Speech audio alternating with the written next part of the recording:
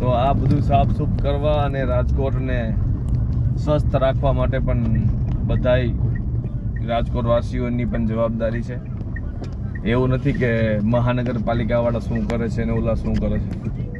આપણે ભાઈ રવિવાર હોય, બુધવાર હોય, જે વીકલી ઓફ હોય ત્યારે આવવું જોઈએ અને આ સફાઈ અભિયાનમાં જોડાવવું જોઈએ. કારણ કે આ બધી વસ્તુ આપણા માટે જ છે.